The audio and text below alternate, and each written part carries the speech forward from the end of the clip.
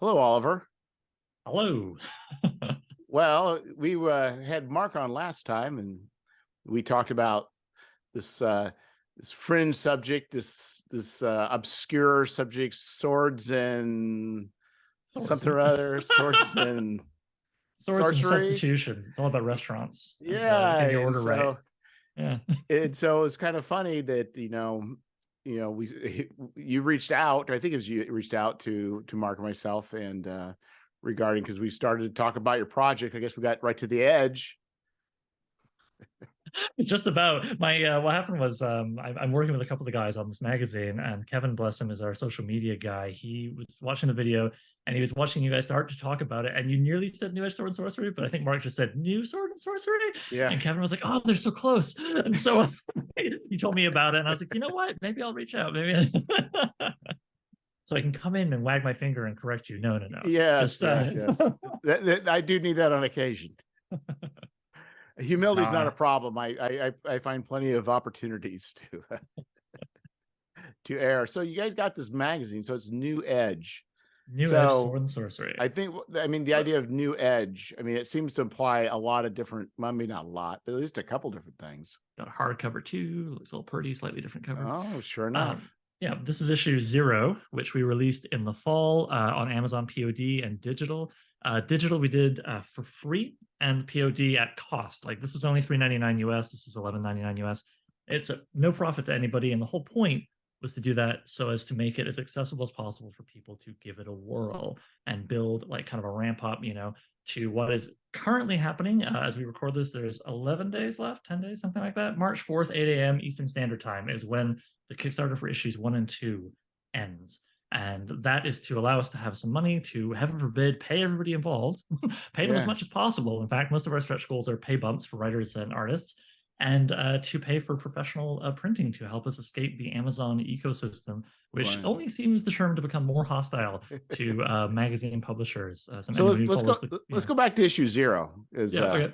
so you're saying right now we got to because you use the F word, which was I think Yeah, free. correct. In digital, EPUB, and PDF, free. So right now, go into Amazon.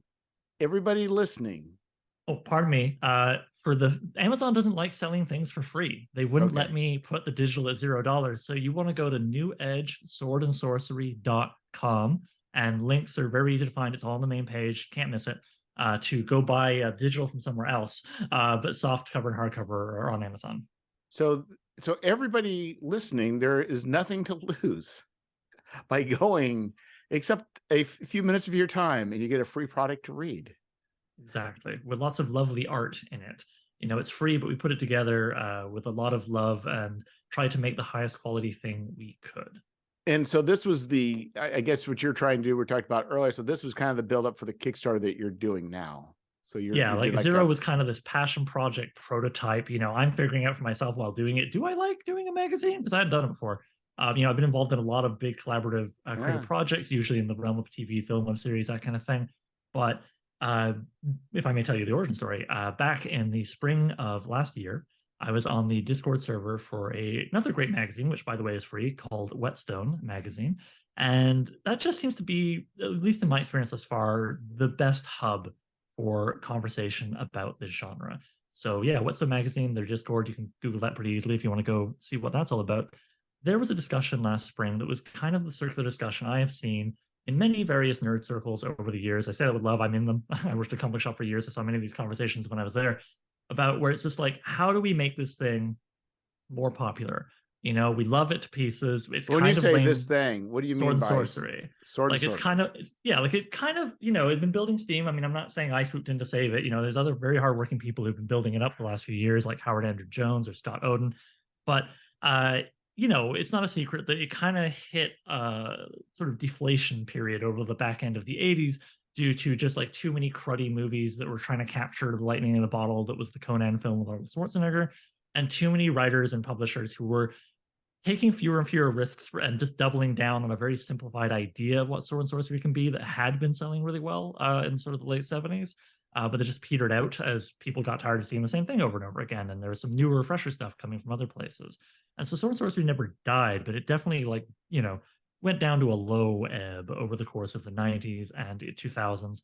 But approximately maybe like 6, 7 years ago, like you started to see more publications coming in, more authors giving it a whirl. And especially in the time that like I've been sort of deeply invested in the contemporary scene, which has been the last like 3 years, it's been building more and more steam. And I'm kind of hoping we might be on the cusp of a third wave of popularity, with the first being its birth back in the 30s in the pulp magazines like Weird Tales with your Robert E. Howard and so on. Yeah. And then its sort of second renaissance over the 60s, 70s, and early 80s with your Michael Moorcock's and so forth. Speaking of which, we have Michael Moorcock committed for a new story in issue 1, one of those magazine issues we're trying to fund. But I'm getting ahead of myself. So we had this conversation back in the spring on the server, this classic, how do we make this thing come back? It's a conversation I've seen crop up before, kind of go in a vicious circle and then just die down again with nothing new. People come up with well-meaning but not very actionable suggestions. Like, we just need another hit movie. It's like, all right, I'll get on that, but this conversation was different. It was 3 days long, very intense across time zones, and by the end of it, there had been some pretty interesting stuff, largely centered around, well, let's face it, most people who love Sword and Sorcery these days are white, straight cis guys who are 35 and older, and there's nothing wrong with that. We're not trying to get rid of them. Right. I'm one of them, listener. Like, I don't want to get rid of me, but it's like we need to expand, grow, include more people, younger people. Well, and I think the make thing sure is the scene too is friendly to other it people. not only is expanding your base, but it also is adding more variety to the stories you're going to tell. Exactly. And like I say, I haven't invented this concept. I'm just doing my part to try and add to it. For example, one writer who will have a nonfiction profile article in issue 1 or 2, we haven't decided yet, of the new issues, Milton Davis, with his company MV Media, has been doing great work building a platform focused on Black creators. And I strongly recommend anyone listening who would like to see more of that to go check out MV Media. So yeah, and that's probably something we want to just we'll put that in a parking lot for the moment. So because I think that's something I also want to discuss too. That'd be a good thing.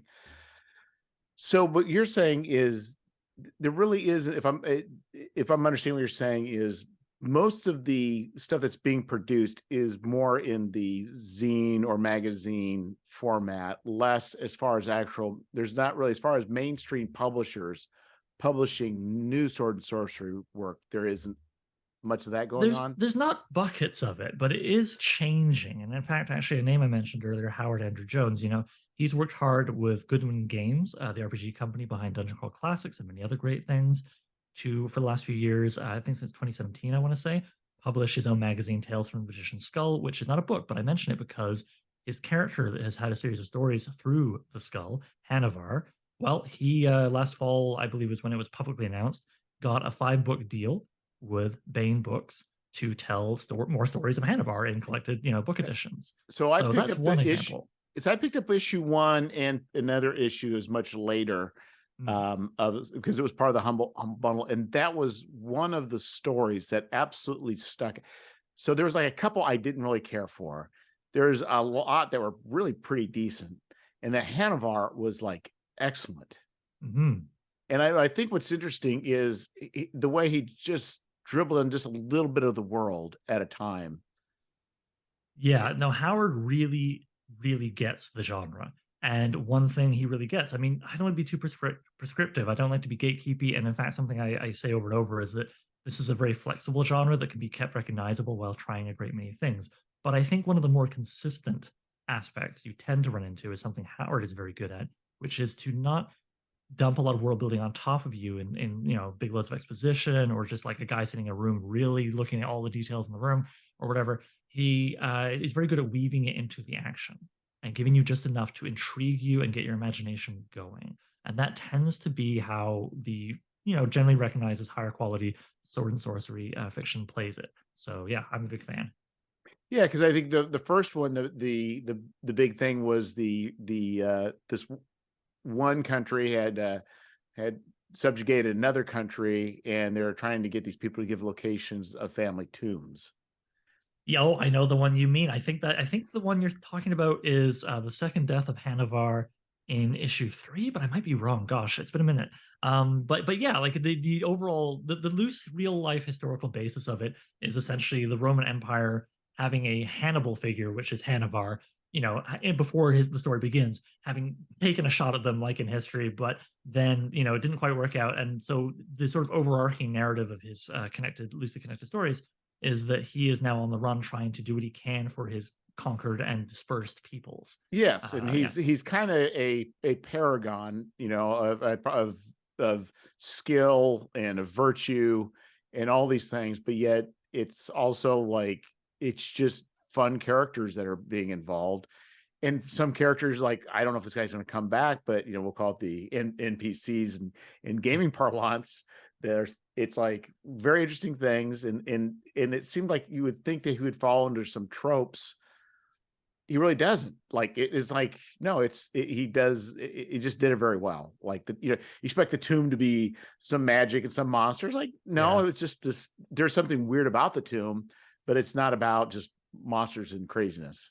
Not at all. No. And I started me wagging my finger. There was me thinking, oh, wait, that wasn't the second Death of Hannibal. I'm getting mixed up. That was another one, but I have read it. I know the one you mean. I just can't remember the name off the top of my head. But Yeah. yeah, Howard really thinks about his writing. And I mean, I've got nothing but nice things to say about the guy. And to sort of bring it back to the narrative of New Age Sword and Sorcery and the magazine coming around, long before that conversation that led into the magazine sort of springing out of the Whetstone Discord server, me teaming up with other guys on that server to make it, June last year is when we went, okay, let's do this. Let's make a physical thing to go with our ideas about how we should expand this. Let's try and demonstrate it, right? You can't just talk. Otherwise, what do? Write a manifesto, put it on a website? Before that even happened, when I was thinking about just doing a magazine in general and I hadn't found a point of focus yet, I was so impressed by the skull that I reached out to Howard and I just sent him an email thinking he might answer, might not. And he actually invited me to chat with him on the phone for an hour and really let me plumb, his knowledge and his experience. And since then, I've been lucky enough to take he did a heroic fantasy, he called it, but sword and sorcery, whatever, same similar thing.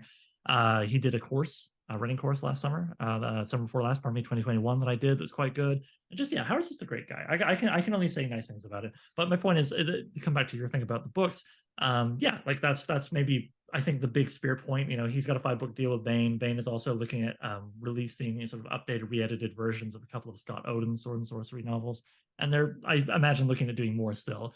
But that's just one publisher. I mean, I want to see what else is going to come out, in times ahead. I can't predict the future, but yeah, it is primarily still magazines, zines, self-pub like novellas. The format of a novella really lends itself well to Sword and Sorcery, I find. Anyway, I'm talking all over the show. Pardon me. I'm very excited. Oh, no, that's fine. Kind of go all over the show. But yeah, so like I say, June, the conversation on the server goes into June. Some people start saying to me, because I was one of the more vocal voices, hey man, you should do an anthology. And I was like, no. How about a magazine? So people were like, yeah. And I was like, but is anyone going to help me? Because that's a huge endeavor. And a few people went, yeah. And I was like, great. So that's how, I got, I want to give a shout out to Nathan Webb, who does layout and design on this and has been kind of my Will Riker on this. He's been hearing a lot of DMs from me every day, but just checking stuff off him. And we've got Kevin Beckett doing our social media I mentioned earlier, and Jordan Douglas Smith, who is a bit of a sword and sorcery scholar focused on Carl Edward Wagner's writing. He, bless him, brings his copy editing skills to help us really up the level of professionalism on this thing, which to me is so important. And so I reached out to some various writers and artists, and over the course of the summer, built this thing from nothing, being upfront with all of the creators involved. I said, look, I have time and I have skills. I don't have money, but maybe we work together. We make this issue 0 for nothing. I sell it for next to nothing, no profit, like I mentioned, cheap as possible, and then ramp up to this Kickstarter. So, and I'm bringing all those creators back for the paid issues, of course. Geez. So that, you got it, right? Yeah. And also I really enjoyed working with all of them. So the issue 0 came out. I said it'll be out in September 30th. I kept my promise. Right at the last end of the month came out. And since then, it's not been too shabby. I mean, downloads and physical copies combined, we've had about 1,400 people check it out at this point. And I've had too many people say, yeah, I read issue 0. It's great. I'm backing the Kickstarter to dismiss it. Like, it definitely has worked to some degree. Whether or not it has worked entirely, I don't know until the Kickstarter is over or we hit 100%. Well, I think it's interesting because normally it would seem or be kind of uncouth to say, hey, bunch of people, let's work for free and see what happens. But I think what you have is a unique situation, and that there's a lot of people wanting something to develop and to grow, and there's no means for it to do it. So I think it's kind of interesting where, rather than somebody just saying, oh, I want to do a D&D adventure, everybody throwing for free. This is saying, no, we as a community want to see this. Writers, artists, and they're saying, you know what, we are willing to do this. And I think that's a good thing for other people to realize that, rather than talk about why things aren't happening, get a group of people that are willing to band together and actually do something. Yeah, like be proactive. Like I said, there was a lot of talk, and actually Scott Oden deserves credit for kind of nudging me when the talk was going on a little too long, being like, you should probably make something. As part of what led to me doing the magazine. Because yeah, I mean, because something I maybe have left out part of big, well, no, I haven't actually. I said the inclusion thing was a big part of what motivated the people as well. So we were community people. We want to see this and grow. We also want to see it become less homogenous. And all the creators involved were like, yeah, let's do that. Let's create this magazine that's like a demonstration of that. And so make a point of having queer creators, having queer characters, having everything you can think of. That's just, yeah, like I say, not just me, but not me either. I mean, we're not burning down the past with this thing. One of the Right. contributors we got to issue 0 was David C. Smith, who was one of the guys who he came in near the back end of the second wave of Sword and Sorcery. His first publication started with like a character called Oron in the late 70s. He also teamed up with I always bugger the name. Sorry, Tyranny. I want to say Robert Tierney. Shoot, sorry folks, but you can Google the Red Sonja novels. David C. Smith. You'll get the other guy Tierney. I'm forgetting his first name. But yeah, he did a bunch of stuff, and then unfortunately got to live through, as I say, that kind of deflation in the 80s. But we took a break, he never stopped, and he actually came out with a great novel just 2 years ago called Sometime Lofty Towers, which I cannot recommend enough. If you've ever seen Clint Eastwood's Unforgiven, it's kind of like that, but Sword and Sorcery. So good. So yeah, I wanted to have not only ignore part of inclusion is thinking of older writers, right? You don't want to put them out to pasture, but also I was thinking of there's a guy who's got a straight line from now to the last sort of major period of SNS history, and I want that as a part of this project. So the history is important as much as the looking forward and trying to make it a bigger, more inclusive, more boundary pushing storytelling kind of place. Yeah, I think the thing too, right? It's if you focus things right in a lot of different ways, you think about you want everybody, and you can't be everything to everybody, but I think in the sword and sorcery genre, it's very easy to open up in different areas that actually it works for everybody. It doesn't have to be, it's not like probably a lot of other genres or things. It's just like, the story is the main thing, and people can get behind it.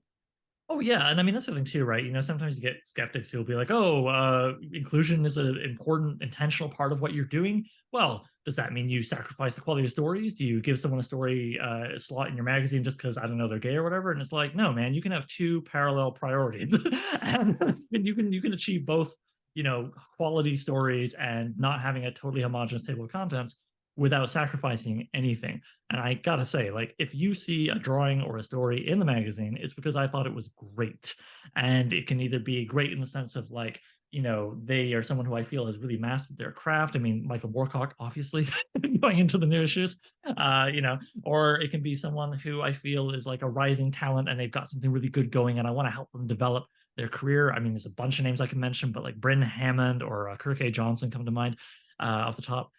So whatever's in there, it's in there because I think it's great. It's just that I'm sort of taking measures to make sure that I don't do something that can happen a lot with well-intentioned, white guys who say they want to try and add more diversity, more inclusion, make a space friendlier to more wider groups of people. But then they just kind of don't think hard enough about what they're doing, and you kind of blink, and it's like, oh, it's like 10 white guys and one white woman or whatever involved with the project. Like it is, they'll just kind of fall into the cozy, like, well, it's, without not intentional, not trying to be bad, just we all kind of settle back to like what we're familiar with, more familiar with tends to be us, right? Yeah. So yeah, just me just trying to check myself the whole way through this thing. I'm like, all right, let's make sure not to do 10 Olivers in the magazine. Yeah, and it can be very easy, and I'm just, it's good to know that there were circles within that have already established that you're able to kind of make that call to to authors. And I'm sure there's probably some that you may needed to track down, but it's good that the internet provides that community. Yeah, well, I mean, I don't know how this would have happened without the internet. I mean, as I said, it was born out of a Discord server, but also I do plan to eventually do open submissions, but I am not currently doing open submissions. And that's for a bunch of reasons. One of them is that I just want to like get each step or each portion of the magazine process really down before I had another one. So like we made it in the summer without any real money involved and just threw it on Amazon print on demand because like whatever, right? Now it's like I'm tackling professional printing and of course crowdfunding. These are big things. And I want to make sure I got those down. And if we see the crowdfunding, then eventually down the line, I'll go, okay, now we're going to add open submissions and I'll tackle that challenge. But in the meanwhile, what I've been doing, and this is part of what helps me avoid, as I say, accidentally going, whoops, 10 white guys, is doing only commissioned stories. I've been looking at people who I really dig and reaching out and going, hey, do you want to do something for the magazine? And yeah, I'm really happy with the people I got. I think we have a great table of contents going on. And it's not just people within the scene. That's another aspect of expanding the scene, right? If you just keep going to the same pool of authors over and over again, it doesn't get bigger. So we've got plenty of real SNS, people in it. Again, Moorcock, David C. Smith is coming back, for example. And, Bryn Hammond, I mentioned, is no slowpoke with this stuff. But I've also reached to people who maybe have only dabbled in it or not written much at all, such as Canadian horror author Gemma Files, because horror is such a big part of Sword and Sorcery, right? The sorcery isn't, generally speaking, your sort of with pointy hats shooting fireballs. Yeah, I mean, it can be, right? I mean, we're talking about a whole genre over almost 100 years, but broadly speaking, especially in its roots, magic is a very dark and dangerous and terrifying thing that is usually used at a terrible cost. It tends to not be used by the main character. If it is, they really suffer for it. And it's frightening. It's horrifying. It's often Lovecraftian, Right. whether or not it literally has tentacles, etc. It's cosmic. It's weird. It's not systematized. It's not, magic isn't just treated as like another technology. Weird creatures are not just like another part of the ecosystem. They'll tend to be pretty unique, and I personally like that.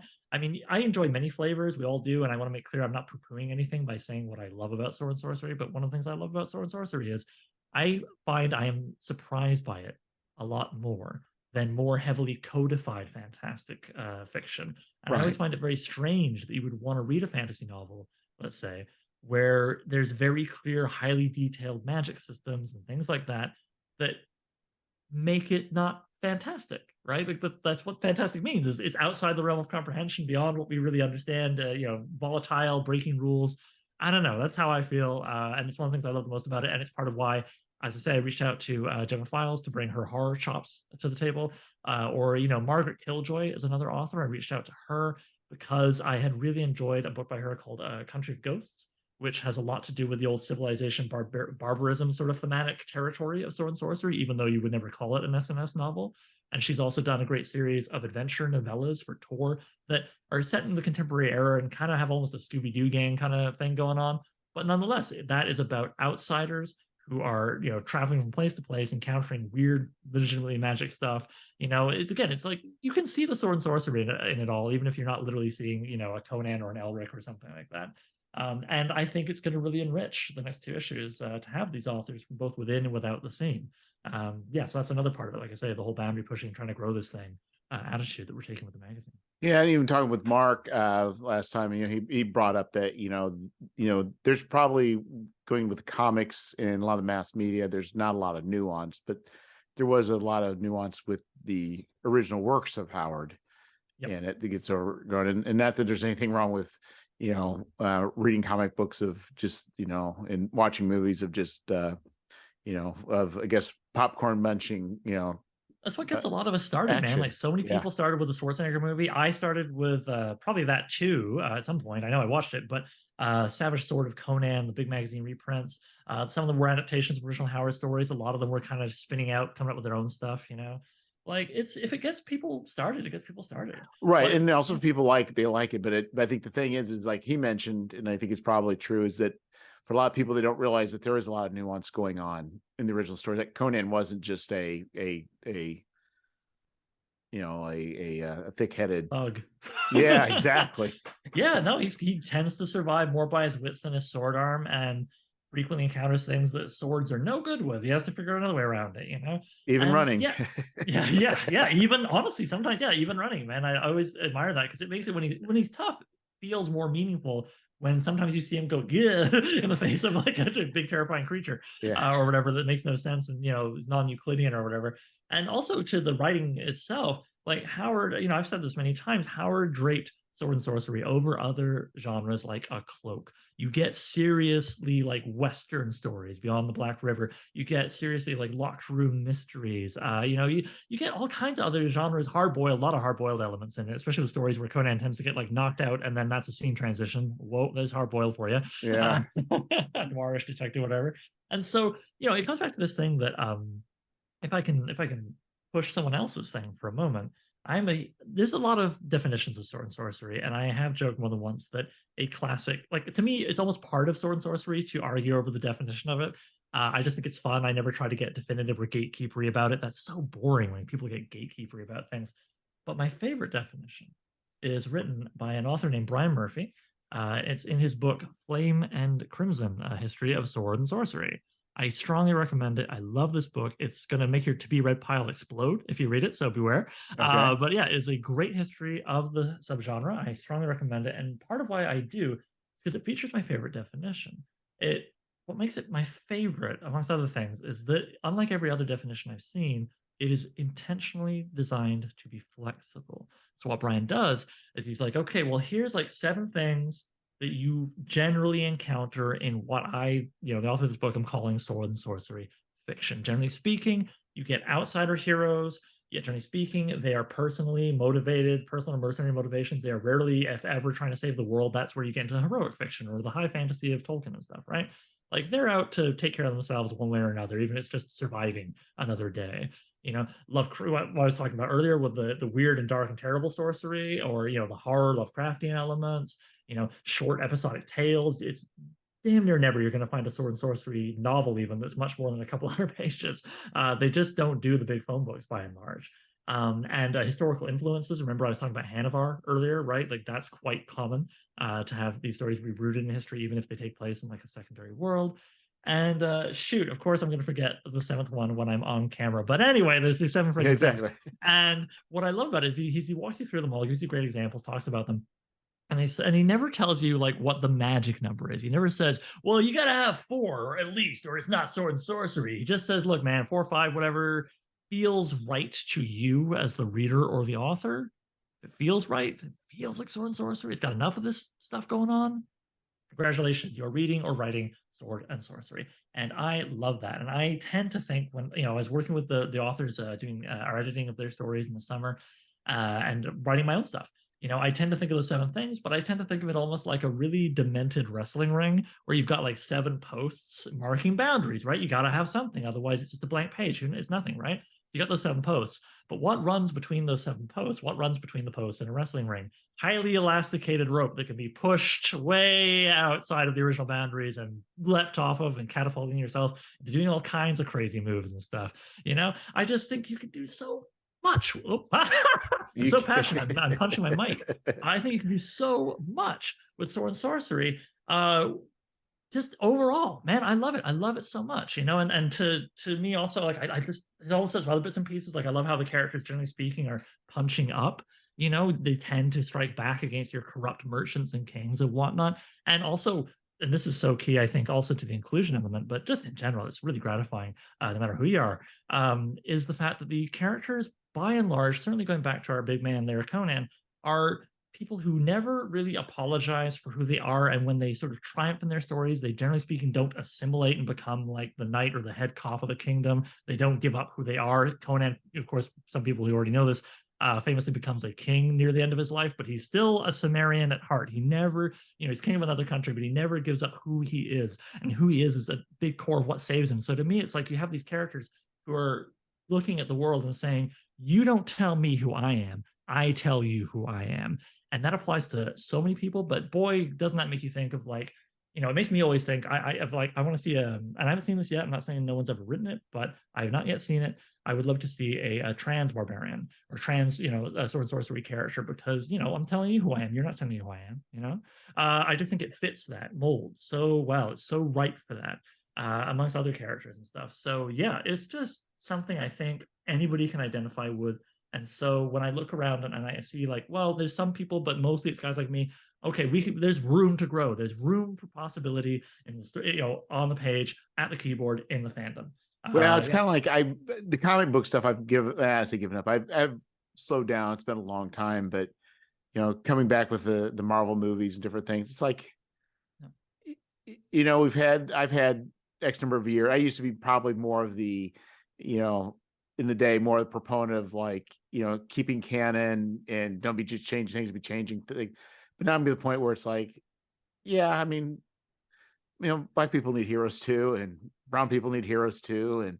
And just the same old white guys doing the same old thing. It's really not very interesting. And my age, it's like, I'd much rather see it like, I'd rather see Peggy Carter's Captain America and then kind of go through the nuance of what does that mean and what social implications would it be for a person in the 40s, going through that as being a woman. I think that it would be a whole lot of fun, like much more interesting than just stomping around going pew, pew, pew and beating up bad guys with CGI. Well, and the thing is, you can still have the pew pew pew in the CGI, and like I still enjoy that stuff too, man. This is the thing I always feel like I have to reinforce and like highlight and underline is inclusion doesn't mean exclusion. It literally means the opposite. Right.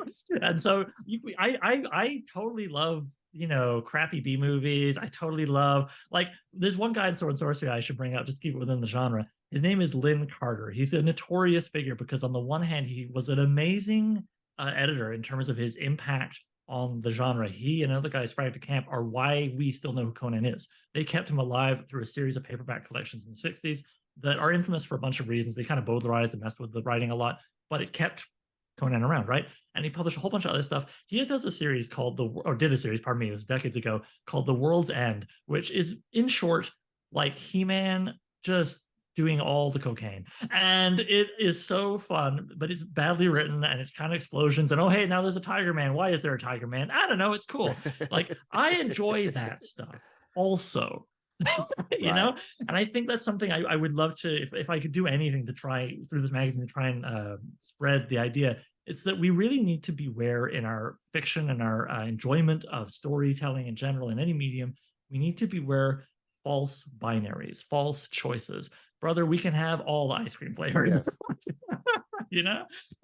So yeah, but I hear you as being, I myself, love comic books. I worked at a store for 4 years when I was younger. And I still sometimes like to check in and be like, oh yeah, how are my old boys going? How's Nightwing doing? Whatever. But I'm always a little more interested when I see newer characters or people trying different stories, And I think, yeah, like with Sword and Sorcery, I think there's a lot of room. And I think also talking about the different stories, I think some of the more fun Marvel movies have been ones that actually leaned into other genres, like the Winter Soldier being a 70s spy movie and Ant-Man being a heist. I mean, that's what also made them fun, is because they were comic flavored other genres.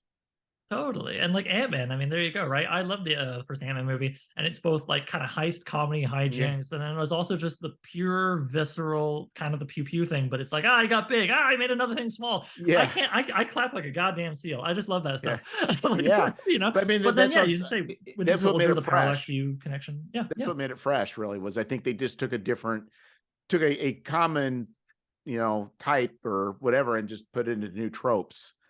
Yeah, and having fun, right? That's the other thing too. I worry sometimes that people think like, here I'm talking very much about, well, we gotta, we want to grow this group, we want to make it more inclusive, we want to get more people in there, blah blah. And it sounds like, oh, he's talking about politics. It's like, no, man, I'm just talking about having more fun by including more people, but then also like having fun. Like, there's fun in the stories in issue 0. I feel there is certainly one story by J.M. Clark. One of the fun things of editing, right, was going through each story and going, okay, I can have one illustration for each story. What's that illustration going to be of? What's like the moment we want to have? And some of the stories I sort of thought about it, waffled, and went back and forth a little. J.M. Clark's story, The Vapors of Zenai, had a moment very early on. This is not a spoiler. It's like the opening thing, just telling you, like, here's the story you're getting, folks, of a character who is fighting with a wizard, and he kind of knocks the guy down and rides him like a sled down the side of a mountain, like shredding him, like cheese gratering him on the rocks. It's so gonzo and wild and over the top. And I just read that sentence and I was like, I didn't even finish the story. I just read that sentence and I was like, yeah, that's the illustration. And I perhaps have shared it too much online when I've been trying to share examples of the magazine, because I just love it so much. Beautifully illustrated, by the way, by Morgan King, who, cool connection there. Morgan King is the director and also involved a lot with animation of The Spine of Night, which is friggin' fun sword and sorcery rotoscoped action movie, right? Like the old Ralph Bakshi, Lord of the Rings, and Yeah. that kind of thing in the 70s or the 80s, Fire and Ice and all that. Yeah, he and a bunch of other people spent like 7, 8 years working their asses off, and they made that, and they got Lucy Lawless in it. Patton Oswalt also has a small role, Wow. and a few other guys. Yeah. Um, so yeah, that's really cool that I've got him tied into the magazine. And I think it's part of what has made me feel like, I think this thing has some legs. I think this might go somewhere because the scene, yeah, as we were talking about earlier, is really come around it. I've got Morgan King I was mentioning there. Obviously, the biggie is Michael Moorcock. For those listening who are like, who's Michael Moorcock? Look him up. Trust me, he is a living legend with no dust on him. The man's 82. Bless him for committing to a new story for the magazine with some guy he doesn't know. But he is a living legend who, once you start becoming familiar with his works, including his sort of main character, is almost anti-Conan, Elric of Melniboné, uh, you'll see so much stuff that you've watched be echoed and referenced in more contemporary works. Neil Gaiman has said many times in interviews that he was deeply influenced by Moorcock's writing and took certain concepts in that friendly way that writers borrow from each other. George R. R. Martin practically owes him royalties. If you watch House of the Dragon and you see Matt Smith's character in his full armor, by God, he looks like a stepped out of the pages of Moorcock's Elric. Concepts of chaos and law and the big cosmic balance and that kind of thing that you see a lot in, say, Games Workshop's Warhammer 40K and fantasy lines, straight out of Moorcock, shamelessly taken Right. from Moorcock's writing. So yeah. Gosh, I got so excited about Moorcock, I lost my train of thought. Oh yeah, the community came around. So I feel extremely lucky to have him in it. And then I've got, as I say, scholars of the genre. Brian Murphy has contributed from Flame and Crimson there. Nicole Emmelhanes has a great essay in our first issue. And Milton Davis is a publisher. He's an author. And bless him, he's going to be doing a profile on one of the great historical figures of sword and sorcery as a subgenre, Charles Saunders, who was the first known, anyway. Other people may have written under pseudonyms and been hidden, but he was the first known Black author of sword and sorcery. He came in there in the 70s with his, what he liked to call, and the name is still used today, Sword and Soul. As it sounds, it's basically just saying, hey, let's tell some sword and sorcery stories, but instead of rooting them in Western medieval culture or Western kind of Bronze Age, whatever, we'll root it in, various different African cultures. And so his character Amaro was his main one, and Desoye, the Spear Woman, was another one. And they're great stories. They are great stories unto themselves, but they're also a breath of fresh air if you haven't come across that yet. And Milton's carrying that tradition strong with his publishing, and he's going to write a profile on Charles, who he got to work with before the poor fellow perished a couple of years ago. So that's another, again, side of the community who's seeing what I'm doing and it's going, yeah, I want to be a part of that. I want to help make that happen. So this is all stuff that, as an editor, makes you feel pretty good and makes you feel like, yeah, I think there's something here. And that energy I was describing from that big 3-day mega conversation on the server last spring. Well, we've got 10, 11 days left. We've got a little over $15,000 raised. We hit the 50% funded point in less than 24 hours. That felt great. Now, of course, we're enjoying, anyone who's ever run a Kickstarter who's listening, you know what I'm talking about. You hit the slow grind of the middle. So it's taken us another 2 weeks to get to 75% from 50, but we did it. And gosh, I'm really hoping we make it through to the back end there. Maybe even get one or two of our stretch goals. Our very first stretch goal doubles the amount of interior illustrations. Oh, I want that so bad. So yeah. Gosh, I keep slipping into sales pitch mode, but my apologies. As you're wrapping up your Kickstarter, right? That's kind of what your brain is while it's running. It's very hard. Well, To no, I just keep wish my sounding brain like a was more that salesman. way. I'm actually the opposite. Oh no. You're like, don't back me. I hate my project. Not quite that bad, but I really, really have a hard time. I really have a hard time Oh, well, that's fair. promoting. You're not alone. I mean, I'm lucky in the sense that I was raised by two self-employed artists, and they really drilled into me from a young age some pretty valuable lessons about, like, don't apologize for yourself, which is what a lot of writers do. Or artists, they will like, oh, sorry to mention my Patreon. Oh, sorry, I'm selling things. Oh, sorry, I exist.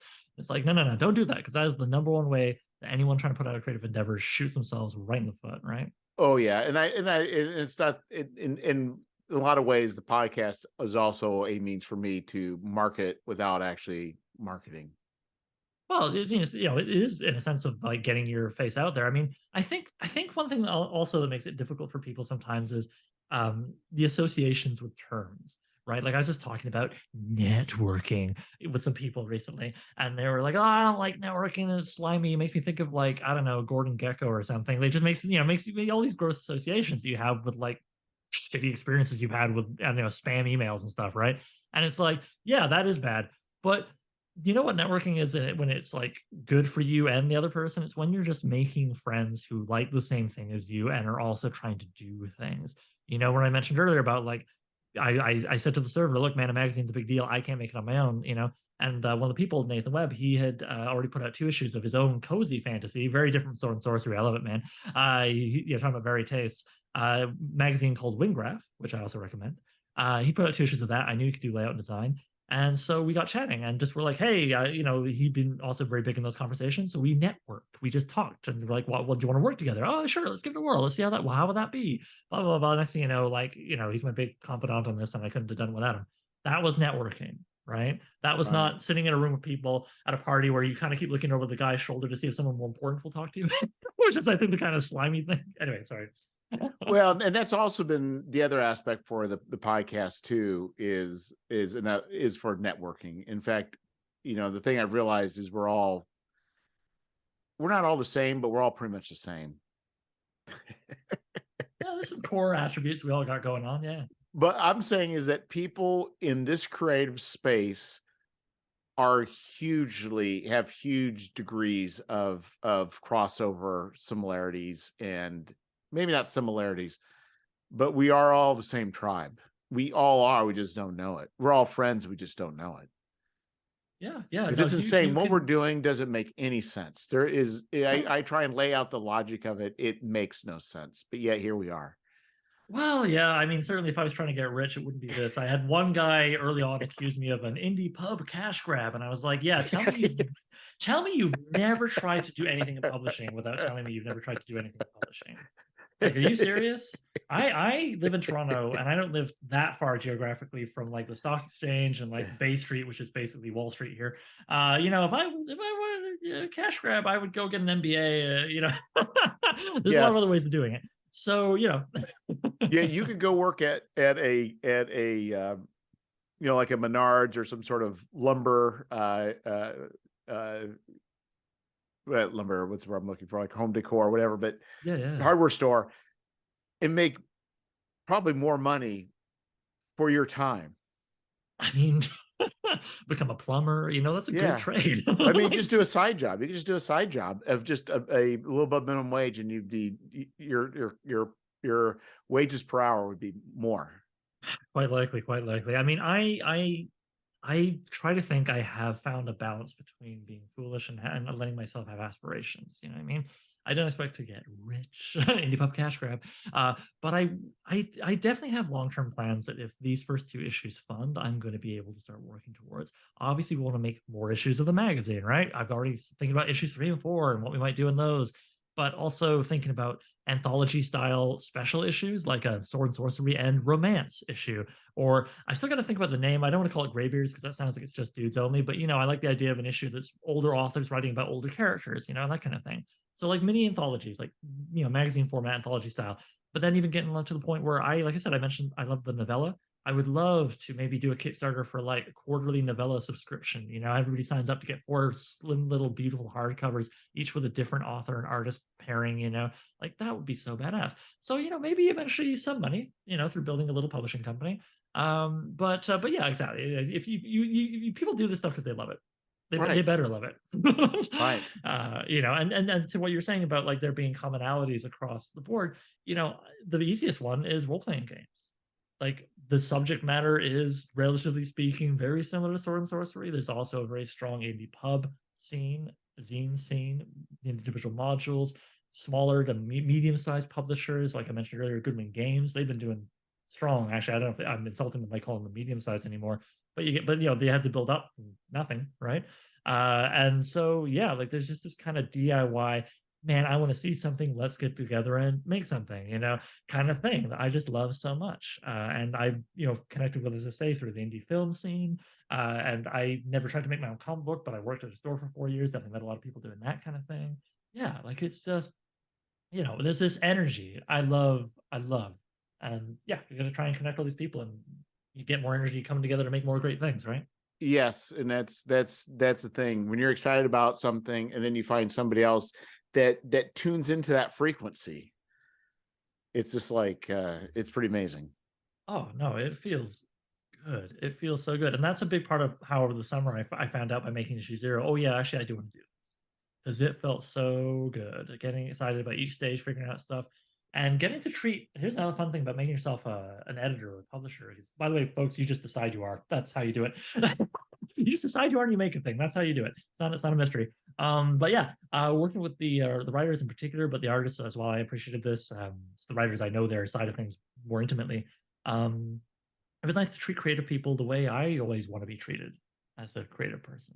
And isn't that nice when you get the opportunity to be like, yeah, I'm gonna treat them with respect. I'm gonna, work with them and keep my promises and just be nice. Just be nice. Like my editing process, I won't get into all of it, but a big part of it was right up front. I said, look, I don't want to step over your voice with mine, but I've got a voice for the magazine, right? So we got to figure out how to basically like harmonize. And so I would say to them, after they already had a good idea of what I'm going for, I would say, okay, well, what is the, initial point of inspiration for your story? What was the thing that got you really excited? Because I want to tap into what got you really excited, right?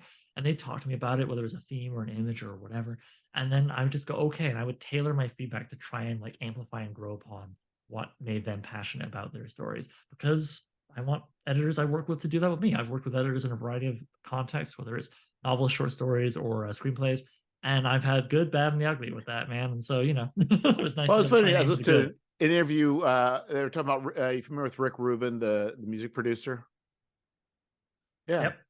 And so, I can't remember how it was asked, but he basically says his goal was to. He's on. I guess he's being interviewed on a podcast. Is to find the authenticity of the artist. So he wasn't. He had worked with any artist because you look at like Adele to Beastie Boys to to whatever other groups he's done. It's just Johnny Cash to whoever. It's just like, it wasn't like there's the Rick Rubin sound. It was no, I want to get into authenticity of the artist and for them to find it and to amplify, like kind of maybe not amplify, but but like your statement is like, I'm not really here to tell you what to write. I'm here to find out really what that is and make sure we're in alignment. Not only are we in alignment, but that voice and that passion, is clearly communicated.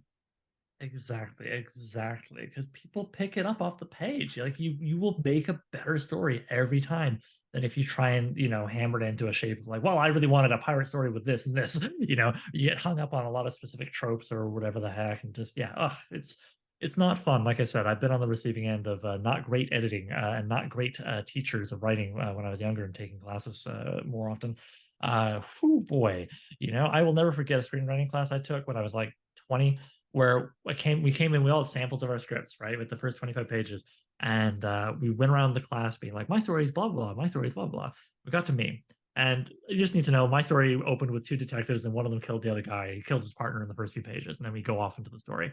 And the teacher just looked at me and was like, Oliver, why would I want to watch a story with that character, like the guy who kills the other guy, his partner? I took it as a challenge rhetorically. So I was like, oh, well, I think it'd be compelling because that's as far as I got in my sentence. The teacher shut me down. It was like, who would want to watch a movie about an unlikable character? And then just my brain melted out of my asshole as I thought of a billion movies that are really Yeah. successful with characters I would never want to hang out with. Right.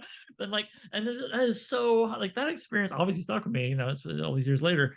But I remember how it made me feel, and like I never want to do that to a writer. I never want to do that to an artist if I could, or anybody else. So yeah, I think yeah. Oh man, sorry, I'm just kind of talking around the houses, I guess, about like the collaborative thing. But I love the collaborative thing. Oh, it's so good. Yeah, and I think too, as I've been expanding out, it's like there's a point where it's communication. There's a lot of skills that kind of go on, and also learning how to communicate with people. I mean, that's not something that's always very easy, because really a lot of times writers and artists they want some sort of clarity. Yeah, definitely. You can't Concise, being concise and clear is what I aim for. How when I talk with writers, not when I'm on Yeah. podcasts, obviously, with the conciseness, but but yeah. No, you've got to try and just really distill what you want from them into an essence, rather than a long ramble that they have to dissect. So there's several projects that have going on, and so I approached a fellow and I said, well, there's this, it is very defined, and it is this, but they got another one where it's a mess. Like, it is completely a mess, and if you get involved with it, it's a mess. And this other one's it's also defined, but I don't need anything right away. But it's just like, it's is I guess let them know what they're going to be in for if they jump on a project that it's not well defined. Like, you're going to help me Yeah, define this as we go through this. So if you're good yeah. with that, but if they're not good with it, I don't want them being part of it, because they may not appreciate the chaos, and they shouldn't have to. No. I mean, definitely the chaos that the stage you're talking about was definitely before the writers got involved much, which was we had those conversations on the server, or like when I got Nathan involved and stuff, and him and I had a lot of sifting through the chaos and being like, "What is the magazine even going to look like? I don't know, man. Maybe we'll just rip off this thing. Wait, that's terrible. Don't do that." Yeah, all those kinds of conversations. I know what you're talking about. And actually, before I lose the thread, what you were saying earlier about the podcast being really good for networking. Oh my God, you're not kidding. I do a literary podcast called So I'm Writing a Novel, where it's me kind of trying to build an audience for a novel that's it's going to take a minute. It's a novel, but I'm writing it, and I do episodes kind of talking about the craft side of how I create it. And in between those craft episodes, I do interviews with people. And most people involved with issue 0 were former guests of the podcast. Yeah. Because I'd already developed, like, I talked with them and I was like, you know what, if you can hang with someone and enjoy their company for an hour or 2 hours, whatever your podcast goes for, you can probably work with them. And if you also like what they create, which you probably do, otherwise, why did you have them on? It works out pretty okay. Yeah, there's a fellow that I interviewed on the podcast, and I didn't know him before then, and we maybe talked a couple other times a little bit, and all of a sudden, a random message between the two of us is turned into a partnership for a project, which Yeah. I do not know him. He doesn't really know me, but for whatever reason, we just know. I think the thing is, we're both have very strong similarities, but we also have differences that help. Like, I don't need for a project. I don't need another Jeff. That's the last thing I need. That's the Yeah, you've last already thing. got that covered. You got Yeah, a I got the Jeff. Jeff part covered. I need the Yeah. not Jeff covered. It's, Yeah, of course. You got your complimentary, ups and downsies, right? Like, I mean, I'm not as patient as the other guys working on the magazine with me, and I'm glad I've got their patience, brought in. Yeah, so what I talk about sometimes with marriages, one person's I don't mean to negate the brick, but like, one person's a brick and one person's a balloon. It's like, the brick kind of needs somebody to kind of pull him along, but yet the balloon needs somebody to weight him down. It's like, between the two, Yeah. it works out, but Yeah. but without some sort of anchoring, the balloon just goes off in the stratosphere. Without the balloon, the You- brick just lays on the ground and doesn't go anywhere. Oh man, absolutely. You got to try and look for those complementary, as I say, like advantages, disadvantages, whatever you want to put it. I'm getting back to role playing games there. Yes. You got to check your third ed D&D builds, and then see who's got the right feats. Yeah, and I think that's just it, and getting to know people. And I think the other thing is learning how to communicate, because different people are, we're all different people too. So, even among the writers. So I've slowly, what I think I found out too is there's a lot of people that say they want to contribute and they say they want to write, but the actual number of people that will actually put pen to paper is very few.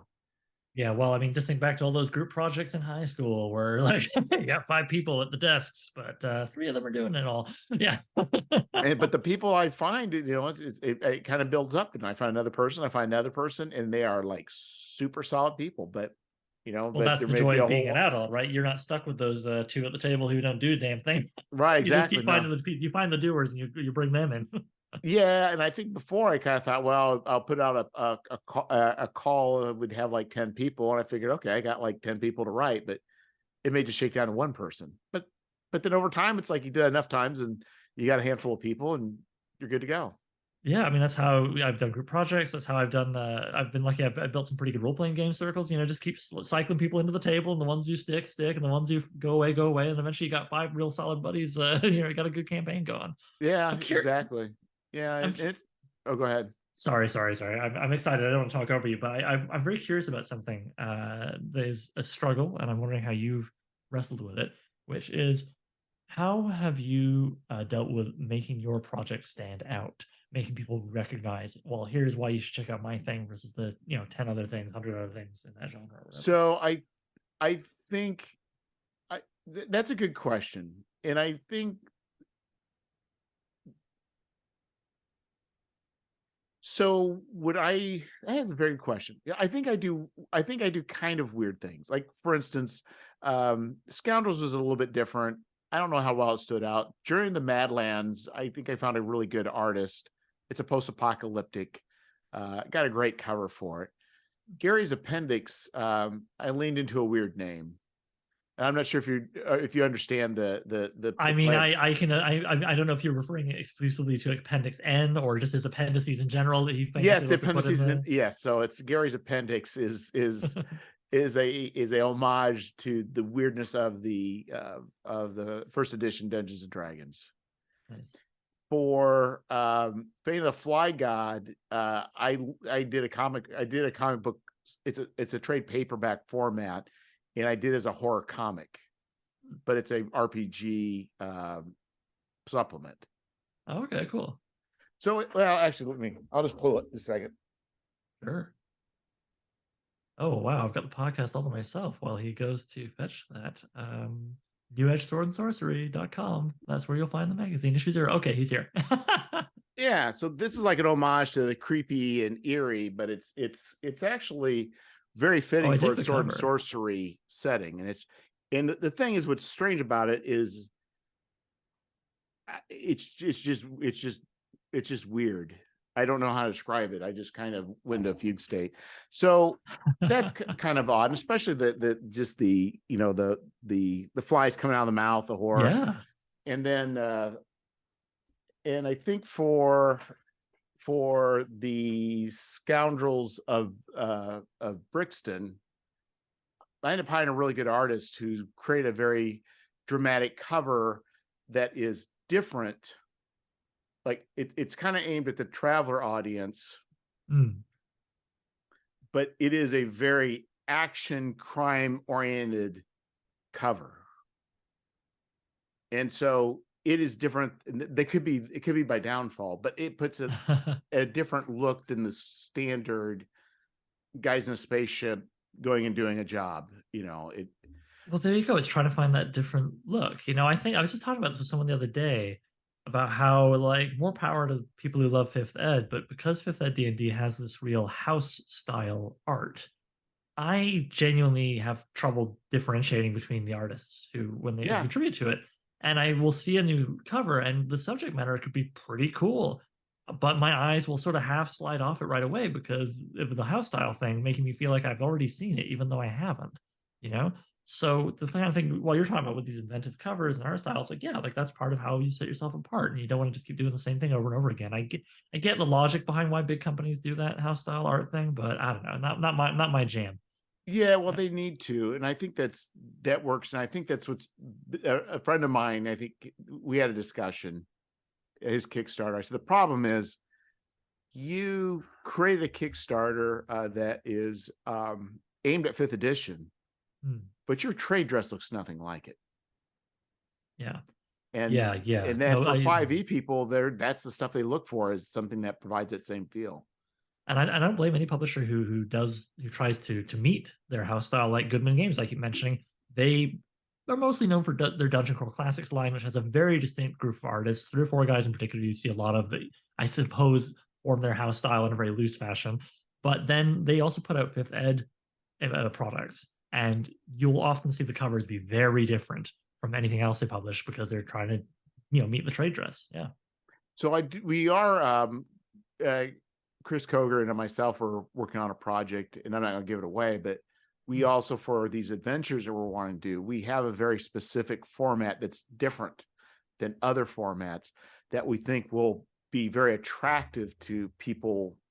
It's not just different to be weird, like Morkborg. I mean, it'll be both different Hey, format for the nothing wrong with adventure. Morkborg, but I know Nothing wrong with Morkborg, yeah. But it will hit another sweet spot for that people be familiar with.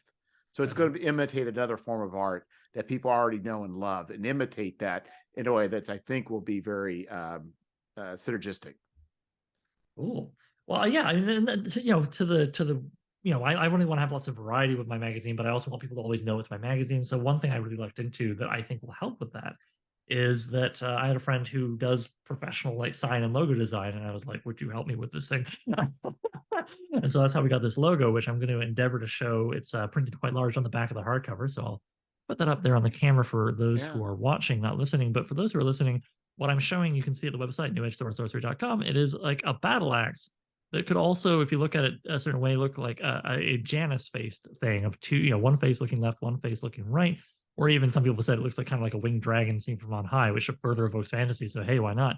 But yeah, that logo it's going to be on every single issue, and the two-tone color scheme of it I'm planning to change it with each issue, because that blue and beige you see in issue 0, those are eyedropper tool, Photoshop grabbed out of the painting, the original painting by Gilead that we have for the cover. So each one I'm going to grab colors from the painting and then make that the logo for that one. But it'll always be that logo. Just look for the battle axe, look for the two-faced battle axe, and you're looking at New Age Sword and Sorcery, whether it's I think the thing is, you can make it a Rorschach test. Kinda, yeah. What do you see? This will tell us about something about you. It's my mother. What? Okay. Your mom's a battle axe. Well, obvious jokes arise, but yeah. Like so, there's that, right? Like layout and design, we thought very hard about too. Like I don't know if you had a chance to look at the PDFs I sent you earlier, but we do like 3 columns, which not everybody does, and I think a lot of people really enjoyed that. Let's get a lot of text on the page, but not make it seem overwhelming. We figuring out, like I say, putting art embedded within the stories as well as cover pages. Now does that. Again, the logo, you'll see like at the end of a story, you get the little logo thingy, and then you get about the author, and that little bio we use as a separator there. Our table of contents, I rather enjoy the design of that. Sorry, listeners, you'll have to go check it out again for free in digital. You can see it. But we worked really hard on getting the look of this thing down so that it looks professional, but also you open the pages and immediately before you even read a single word, it's us. No other magazine does their layout and design like we do. And we've tried to think of other ways, we're like no other magazine. For example, I think I mentioned earlier, we have a hardcover format. I can say with confidence, there's probably somebody in the globe I'm missing, but in what I've seen, and certainly what I've seen in Sword and Sorcery, no one else does a hardcover magazine. That is a very old-fashioned thing that I just tripped over when I was visiting my parents back in July, and they had a copy of something called Horizon from 1968, and it was a goddamn hardcover magazine. It looked beautiful. My dad's using it as a mouse pad, of course. He does not respect books the way I do. And I picked it up and I started looking at it going, this is classy as hell. And even with the guy who doesn't take care of his books, it survived since 1968 and it still looks pretty okay. And I can read and enjoy everything inside it. And I love that. As a guy who loves to collect and hold on to books for a long time, I love the idea of people being able to collect and hold on to, issues of New Age Sword and Sorcery and have it for a long time. So yeah, obviously it's more durable. It makes it kind of like, so you can also sell as a mouse pad too. You could sell as a mouse pad, yeah, doubles as, and also it kind of even frames the pages, right? Unlike the softcover, you get the little blue gilt around the edge there. You can't see that, sorry, podcast listeners, but take my word for it. The ones we're going to be able to do with the professional publishing are going to have sewn bindings, so they'll last a long time, not like the perfect bound thing you get with Amazon print on demand. But I think you got 2 things going on. You have some stuff that are for the people that buy it and hold it. But the other one I would say is, and this is the challenge of the cover grabbing the people to begin with.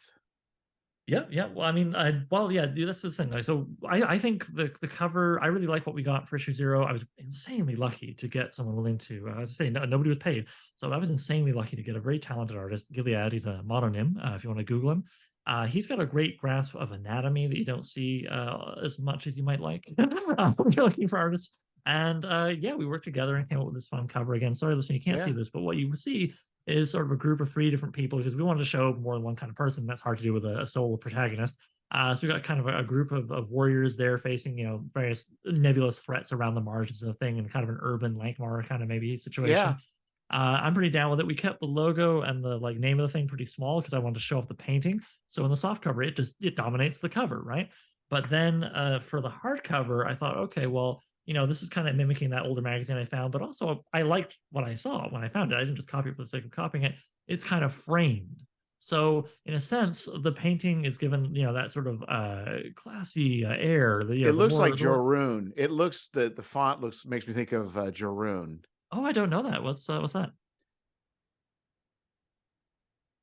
Uh, so there, it's called the Sky Realms of Joroon, and Okay. it was a science fantasy that was probably one of the best, most intriguing settings ever made, that probably had rules that never really worked. Like a lot of the best settings. Yeah. Okay, cool. If you look up Joroon, Journe, and you look at the covers, you'll be gobsmacked. You look at the art, you'll be like, what am I even seeing here? This is amazing. This is an RPG. And you'd be like, if you kind of flip through those, you're like, I really want to read stories about this. This is weird. This is, I don't even know how to describe. I don't even know how to describe. Anything I describe it would make you think wrong. All right. Well, I'll have to check it out. Thanks, man. I mean, I'm all for looking for, cover inspiration, art inspiration across decades and platforms and stuff. But Yeah. that font looks very much like Sky Realms of Joroon, Oh, what they okay. use. And in fact, I think the way that's framed makes me think of that. Oh, cool. Okay. So yeah, so there you go. So the painting is kind of framed and you don't even have that little stamp, from the softcover up top. So you really get to see the whole piece of art and show it off. Again, I can't wait to do more issues so we can have more beautifully framed art on the covers like that. So yeah, so the hardcover was trying. I think this came back to us trying to stand out, right? So it's highly intentional design that nobody else does. It's hardcover that nobody else does. Going into these new issues, not everybody does nonfiction, so there's that. We have a lot of lovely nonfiction. We've got more Kark, as I mentioned, that nobody else has that going on right now. It's something else we're doing that I looked into again through the community, come in, is we're actually going to be, I think, the only Sword and Sorcery magazine with translated fiction.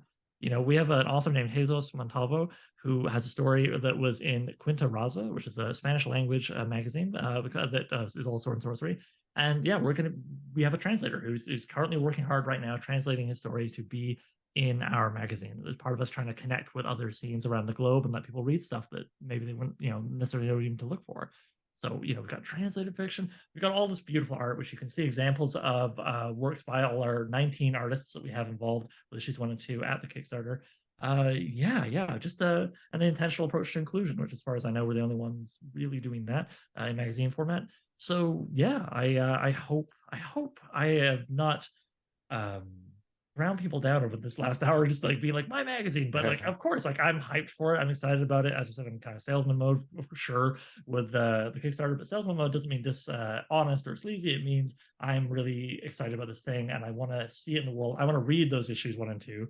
Most of the stories have not been written yet. I've got to get the money to pay the writers. Well, I So think the I thing want is, to right, see it the stuff happen. we're doing is because we feel passionate about and we want to see this in the world. You're right. And that is, I think, key.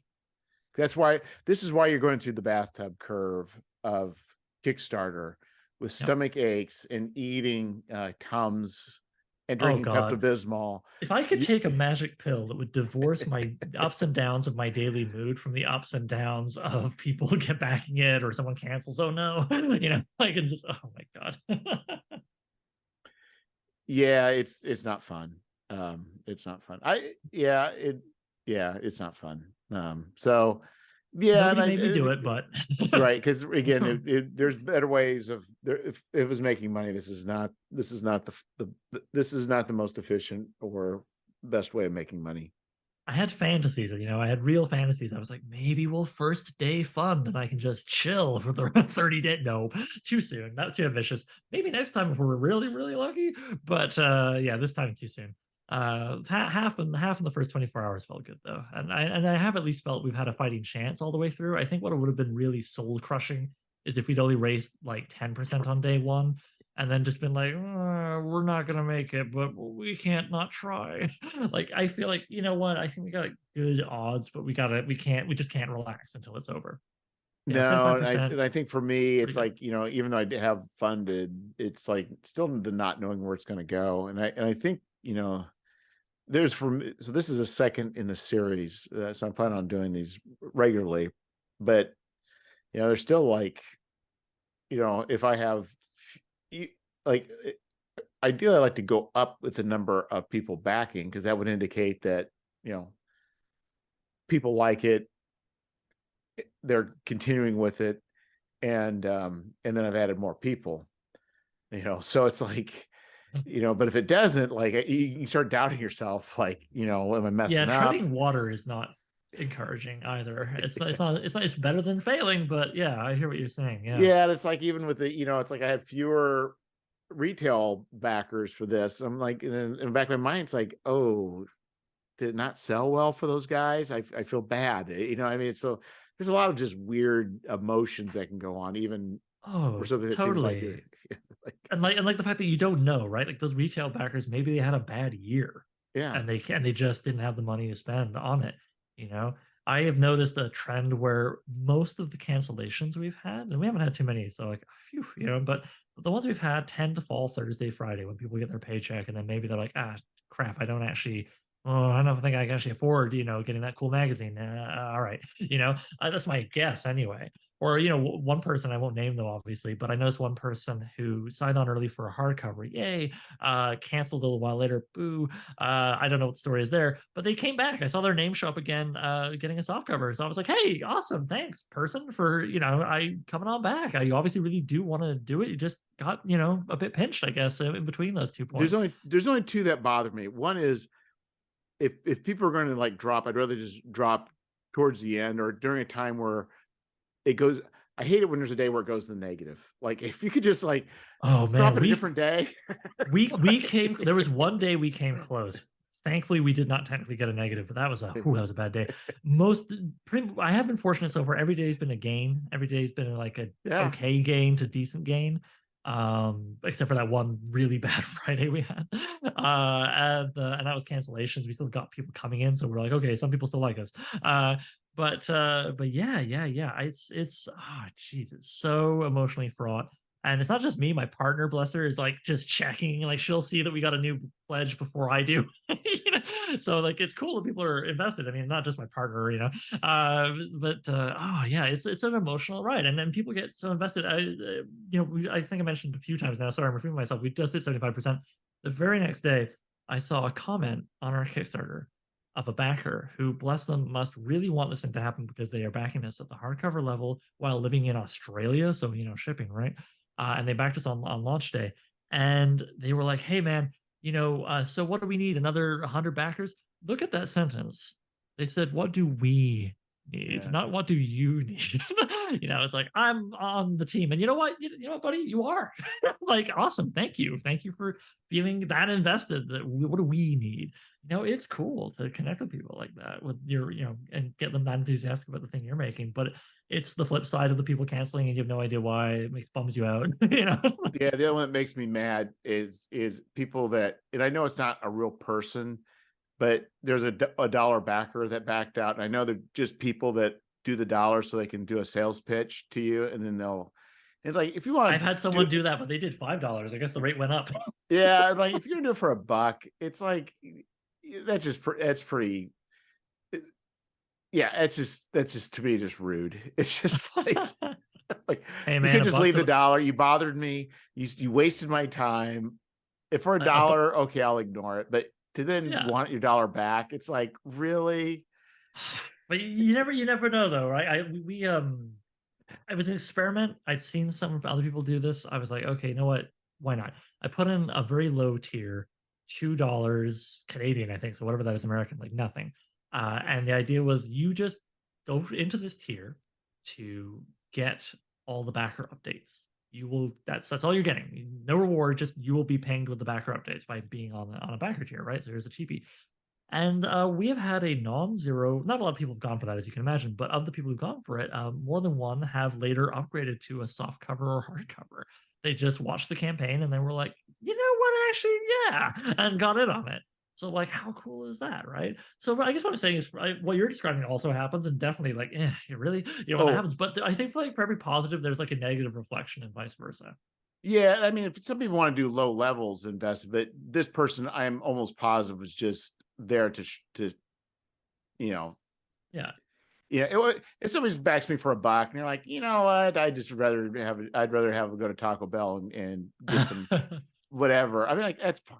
I don't care. It's your money, but it just I hear you. And the scammers, right? Like as you mentioned, I mean, I knew it was coming, but it's still been kind of amusing getting emails from people being like, Oliver, if you just give me like 30 or 40% of your final take, I will market you real good. And it's like, okay. And then the other one I've gotten being a publishing project, maybe you've gotten this too, is people being like, hey, Oliver, I'm a printer in some place, whatever. Anyway, do you want to switch printers to us? And I was like, no, my whole campaign is priced around me working closely with this one printer. It'd be so stupid to change that in the middle of a campaign for what? What? Like, yes. it's just nonsense. Just nonsense. No, not any with printers, fortunately. But maybe because I'm not, maybe they're aiming more at the literary people. It's possible. Maybe it's just like I have the right keywords in my You email have the description. right keywords. Exactly. Like I got like the anti SEO where it's like the words that Yeah. attract the stuff you don't want. So but I'll tell you, I'm gonna, we were talking a little before we started recording, dear listener. Like I'm the host here, sorry. But we were talking a little before we started, and there was a brief talk of like, oh, is there anything you don't want to bring up, anything you're not comfortable bringing up? And not really. I said, and I'll say it to you now, I tend to be pretty transparent. Like I said, I do a podcast, so I'm writing a novel all about, behind the scenes stuff. So you know what? We're talking about the kind of pledges coming and going, and our reactions to different versions of that. I will share my greatest fear. My greatest fear regarding this is that we will be funding pretty okay. Maybe it's like close to 100 or a little over 100. I mean, I really want to hit at least 101, just have that safety cushion, and we're right at the end, we're right an hour from closing or whatever. And then blammo, like 10 cancellations just drag us under when it's too late to like, do anything about it. That is my 3 a.m. cold sweat nightmare Oh. about the Kickstarter. Here's what I will say is, I'm going to guess that in general, the last day you're not going to have a lot of cancellation. In fact, looking at my stuff now, I'm the last 24 hours, and the last 24 hours before that, there's been very few cancellations. Oh, okay. So, but that bathtub, you get a lot of that. I think what you're going to do is that surge they could happen. I hope so, man. I hope so. You do everything you can to stack the deck in your favor. I've been very fortunate. We've gotten a lot of positive reviews in the places where you want them. Not just like more obvious ones like Grimdark Magazine covered us. Super grateful for that. Don't get me wrong. Various blogs and stuff related to Sword and Sorcery, all places that make sense. But I've also been trying hard to connect with audiences beyond the choir. And so I was very happy that we got a very nice review of issue 0 in Locus, right? Sort of the industry magazine of magazines. And we also have, I don't know if it's in people's hands yet. I know it's being shipped, if nothing else. But Charles DeLint, himself an author of Sword and Sorcery many times over the years, who actually launched a few magazines back in the day with Charles Saunders, funny enough, to connect a bunch of dots. I got to read it in advance, as you do. He has written a glowing review of issue 0 and what we're doing in general for FNSF, Fantasy and Sci-Fi magazine. And like, oh man, that felt good. And I'm hoping that will kind of, be getting in people's hands and they'll be reading it and going, oh, what's this new Edge Sword and Sorcery thing? In time to help make that ramp up at the other end of the So bathtub. when's that coming out? I asked, I think almost a week ago now, I wrote the editor and be like, oh, so when are people getting it? And he's like, we're shipping it now. So, as soon as people get it in their hot little hands, I guess. That's all I can say to that. Yeah. It's going to be, as we've discussed earlier, it is going to be a close race apparently. So I mean, yeah. We there's a lot of reading chicken guts. You're like, oh, you look at other people's campaigns. You look at kicktrack.com, which seemed useless at first because I was like, oh, they think that whatever's happening today is going to happen every single day till the end of the campaign. So the first day we were going to raise like $500,000. I was like, sounds great, because we had that first big boom you get at the beginning. Hopefully you get and then you were and I were talking about how to like look at the daily totals and look at other campaigns that have already finished. That's where I think there's more value, certainly with Kicktrack. I can't even remember the name, sorry, I'm a little tired, but there's a whole bunch of books on it. Of course, there's a whole lot of snake oil of like how to predict your Kickstarter. But there was one model that my more patient, more math-minded collaborators on this, Nathan and Kevin I was mentioning, have been following, and you know what? It's actually been reasonably accurate. And going by this model, of course, nothing's guaranteed. We've been consistently a little ahead of what it predicts, but not enough to ignore it. We're thinking if the model's right, we're going to come in somewhere around 20,700, 20,000, to 2,100 maybe. But of course, like even the most grounded seems to work. We modeled it on another campaign that started a little before us, and it kind of held on that one. It's like even so, nothing's guaranteed. It's all just reading tea leaves and stuff to a certain degree, no matter how good the data is. So I've just been trying this whole time, whether it's me getting, like when we first got Moorcock attached, of course, a part of me was like, whoopee, whippy, we can't possibly fail. Oh, I was so high on like that joy when I first got him. And then I was like, no, you got to behave like you don't have him. And you've got to behave like this model isn't telling you you're going to probably succeed. You just got to push as hard as you can and not like be nihilistic and assume you're going to fail, but just like nothing's guaranteed. Work No. your ass off, sweat yourself hard on this, don't burn out and hurt yourself, but yeah, within a healthy margin, just work your ass off and see what happens. Stack the deck as much as you can. No guarantees. No, there's not. The more I think, you have, you've already kind of established some things that definitely have helped, because even if you don't fund, I mean, the amount of money that you generate for this Kickstarter is very, very impressive. Thank you. It's just so it's a lot of times laying the groundwork, which you've been doing. It's making the rounds. It's a lot of what your success, the degree to which you succeeded now is because of the work that you did, earlier. Yeah. Issue 0, building a mailing list. If anybody here is listening and thinking about doing Kickstarter, hasn't done it before, my God, you build your mailing list. That is a huge part of it. The like top Twitter just fell to number 4 actually recently, but for the most of the campaign, the top 3 refers for our campaign, where most of the money's come from, has been number 1, our mailing list. Number 2, people discovering it on Kickstarter, which I thought was going to be so much less. Discovery and also the people who follow the campaign, right? When they hit that link of like, tell me when it comes up.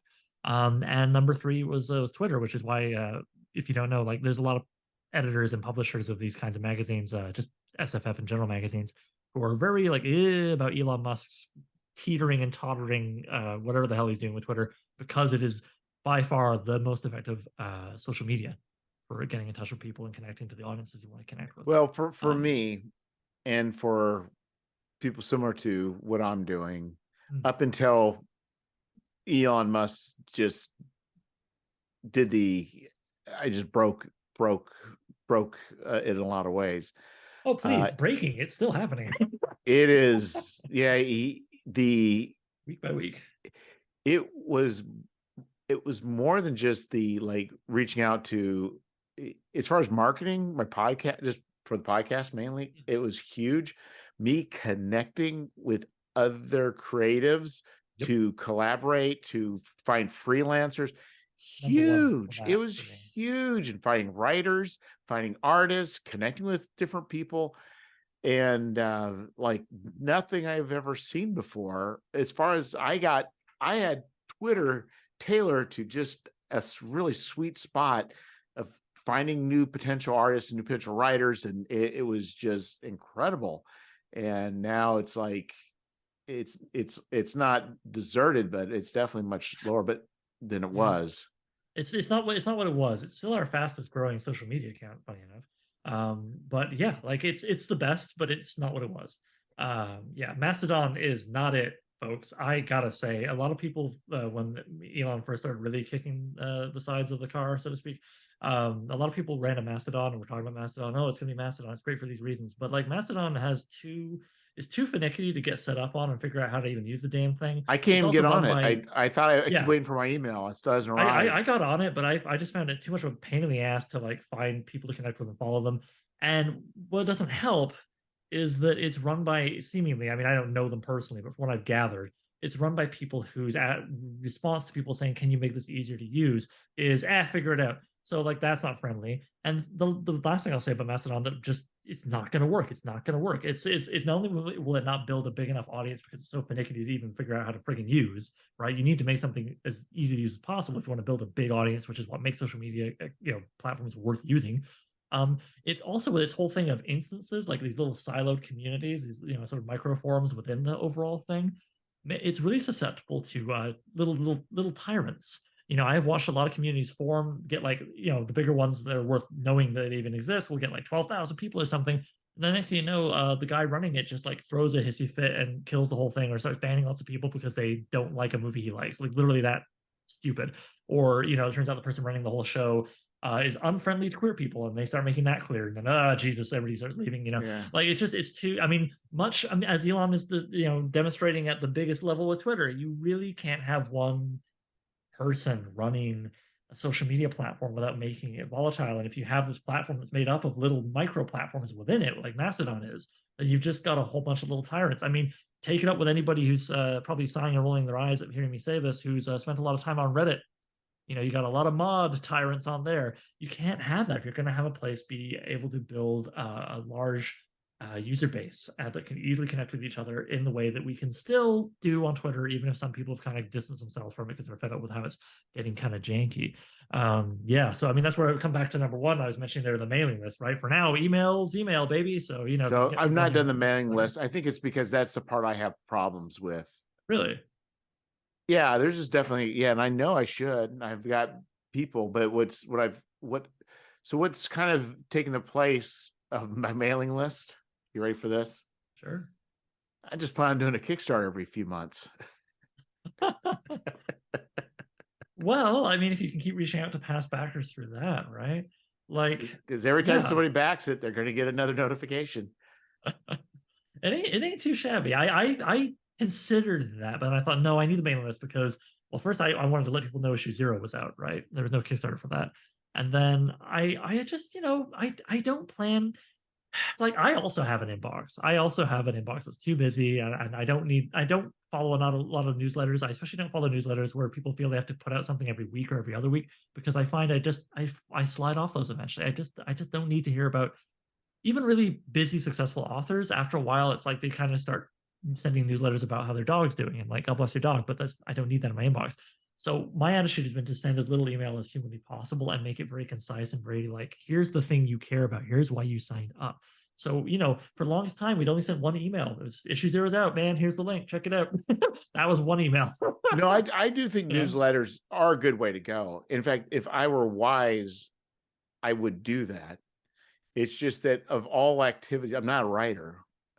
I've written a lot, but I don't really want to be doing that. Oh yeah, but you don't have to be Shakespeare to write. Hey, check it out, man. This thing's coming up. Go to the Kickstarter and sign up for. Yeah, it comes. I don't know. It's not like modesty. It's not about self-doubt. I am just not wired for that. It's much harder for me to do that than it is to do 100 other things I need to do. Fair enough. And I mean, at the end of the day, right, if you figure out something's working for you, I mean, you're getting your projects made. Well, I'm not going to say it's working for me, because that's probably not true. Obviously I've got a job, so I've got a family, I've got multiple projects going on. I try to have some sort of balance, but should I spend maybe 30 minutes every few weeks and just throw down a few things? That'd be time well spent. Would it even be 30 minutes every few weeks, right? Like, this is the thing, you got to decide for yourself, what are your victory conditions, right? And for me, victory conditions was get enough people on a thing that I can just send up a road flare once every however many months. I mean, like, go new stuff. Go check out the new stuff. Mark Finn is by far. I don't follow a lot of people, but I don't know if you subscribe to his North Texas Apocalypse Bunker. I do now. I kind of have been aware of Mark for like a year, and I keep meaning to check him out. And then I saw him on your show, and I was like, "Oh, right, Jesus, come on, Oliver!" And I went and subscribed. So, oh, yeah, no, he's like, but he likes to write, and he loves to write about media, and he's also, there's things that are personally going on that he shared that was very much like, oh, now I'm aware of things I never really considered, and helped me be more empathetic. Oh for yeah, I mean, there's nothing wrong with the more personal author emails, and sometimes I really like reading those. There are very few people I follow like that. Sometimes it's because I know them. Ryan North is a comic book author, a great guy. But yeah, point is, I guess I just thought for what I was doing, I was thinking, well, this is marketing, is what I do with my email mailing list. So you know what? I'm gonna give people the kind of marketing that I want, which is just get to the damn point and don't bug me too much. actually, for Mark, he provides value with his newsletters. I think even if somebody just provides something really cool, it's like, hey, by the Oh way, yeah, but I read a movie, or read a book, or I saw this movie, and just give a little blurb and then put yeah, your own yeah, thing on there. but there it feels to me, I mean, that is the thing, right? The newsletter is the thing, and so that's all good. You're enjoying it, and the Right. content of the newsletter is the thing. For me, the thing isn't the newsletter. The newsletter is pointing toward the thing, which is the magazine. So Now, that's now we're my getting philosophy. philosophical. What is the thing? Well, what is the thing? I think if you provide something that people are interested in consuming, and you do it on a consistent basis, whatever that means, people look forward to it. I think they enjoy reading it, and it keeps you on people's minds. For sure. But I Anyway, sorry, just, I feel like I'm trying to bully you into doing a mailing list. I'm totally not. I just get enthusiastic, and I can be kind of a chronic problem solver in the sense that I see it, but not even a problem. And I'm just like, oh, let me help, and the person's like, I didn't ask you to. So pardon me. I get enthusiastic, and I think I say, mailing list has been good by me. yeah. Yeah. What? No, if I were bigger, I mean, my company were bigger. I the was I just a little taller. I've started thinking about of hiring somebody to do that for me. I mean, that's definitely, because I recognize that's not, it is a valuable thing to do, but for the amount of effort it takes me to do it, it's Mhm. just not worth it when I can do other things that are probably, I don't want to say more important, but I can do other things easier. Oh, fair, fair. And then that's the kind of math you got to do, periodically, not just for new things, potentially new things you could do, but the things you're already doing, right? It's good to self reassess every now I and just need then. more money. Yeah. Well, I think to have my own if staff. if that ain't everything, Not God. asking for much. If I just have $1 million in the bank, draw interest off of, I'm good for a while. Yeah, Uh, I'd be good. I wouldn't be running the Kickstarter. no, so yeah. Well, actually, going back to what I was going to say, it is getting kind of late. But Yeah. what I was going to say is, you mentioned something. So I was on Twitter while this was before the Elon Musk thing, and some person was whining or complaining and outraged On at what Twitter? yeah, I know, at what Kickstarter was charging. Oh, like they're cut. Yeah, okay. And I am thinking, if anybody's ever ran a Kickstarter and looked at the numbers that it generates from odds and ends, it's like, that's Yeah. marketing. You will never, ever on any other platform on the face of this earth will ever get that sort of directed marketing like Kickstarter will do for you. Well, this is where I'm going to be cheeky. I must admit, BackerKit's doing some very interesting things on their platform that they have in beta Oh right now. yeah, but I mean, I'm not But the saying that general kind of thing idea, augment, but yeah, I'm saying if you yeah, were to cut out backer yeah, yeah, yeah, Kickstarter, yeah. you will never get that same level of funding. You definitely would never get that level of funding if you had like a PayPal button on your own website. Yeah, exactly, exactly. And you Like can, I don't have the numbers off the top of my head, but but we would be in a much worse place without being on Kickstarter right now. right, and I think BackerKit can augment. And I'm not saying that, but I'm just saying is, if you look at what Kickstarter is doing Yeah, and the emails it does, and the next time you will do a Kickstarter, BackerKit can also email people too, but you yeah, also have Kickstarter emailing people yeah. and And people bugging. discovering by searching Kickstarter, right? Like one thing I was really surprised by doing this, I thought, oh, who goes on Kickstarter and just searches for projects? Because I personally have only ever backed things I've heard about through Yeah, social media or exactly. buddies, right? But lo and behold, I can see statistics for our thing. Like it's notable what we've gotten from people just going on Kickstarter and being like, "What you got?" Yeah. You know, And for that cut that they take, it's well worth it. it's pretty Well damn worth it. reasonable. Yeah. Yeah. And so it's like, whoever it was, I didn't challenge him for a number of reasons, but it's just Mhm. like sometimes people get me so upset. I will make a rebuttal or will say something, and then it'll be 60 seconds later, I'll go back to my computer and delete it. Yeah, speak coming back to what you were saying about like the stuff you could do, but the energy and the other things you could be doing with that energy. Yeah, I mean, arguing online, I'm with you, man. Like, I think I don't like conflict. I think ultimately I don't like conflict, and I think I'm just making somebody upset for no good reason. And well, yeah, you know, and where does it get you at the yeah, end of it all, right? Like, oh, geez, yeah, no. Some people have been kind of like, oh, you know, like I said, for some of the stuff I'm pushing with the magazines, you know, sort of attitude about growing the scene, etc. Oh, you're gonna go around and tell people they're bad for doing whatever? I'm like, no, I'm gonna have a sandwich. I'm gonna go yes, outside. just because I'm gonna say saying hi to a that friend. I'm going to have a smorgasbord doesn't mean that I hate hamburgers. Yeah. Yeah, it's I not a can zero like sum lots game. of things. And I'm not going to spend time going around yelling at people who like Yes. hamburgers. Just because I eat at a Chinese restaurant today doesn't mean I now forsake all Mexican restaurants in the future. Yeah.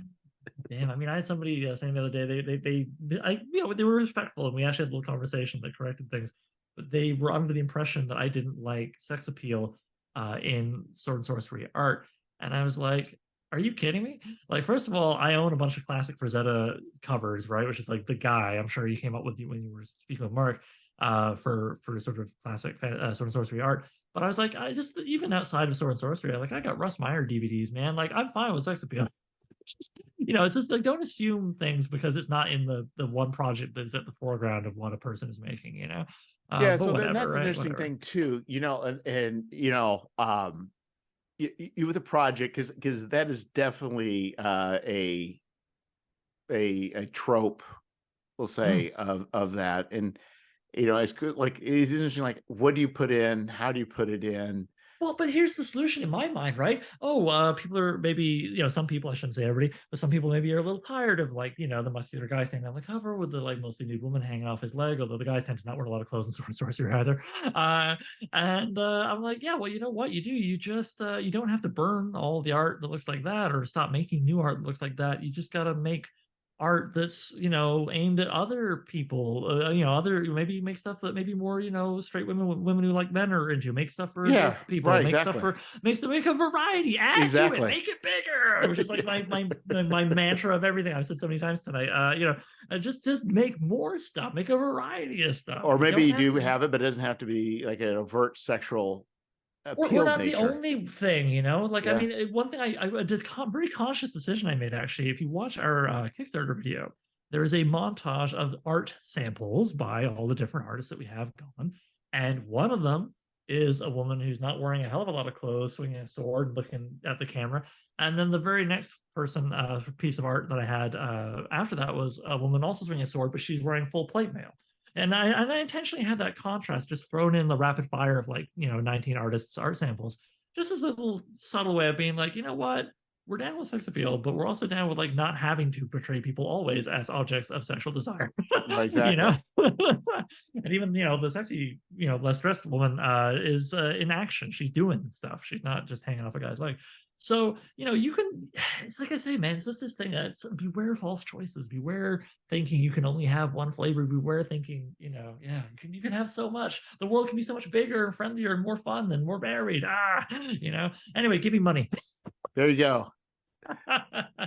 Give me money and I will give you a more colorful and wider exciting world. I will give you the answers you always sought. It just turned into a cult so gradually I didn't even realize. Yeah, maybe what you could do is you could offer art, but maybe at the higher funding levels, like it becomes more More explicit.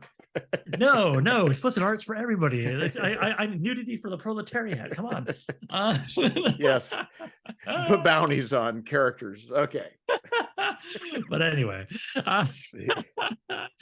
well, as you say, we've been talking a while. If I'll say one last time, if I may, just to make sure it doesn't get lost in all the other talk, folks. If you've been hearing me jibber jabber here and think, okay, yeah, I want to check it out. Shut up, Oliver. Where do I go? Please go to Kickstarter. You can search for New Edge Sword and Sorcery, or even just Sword and Sorcery. Will get recommended.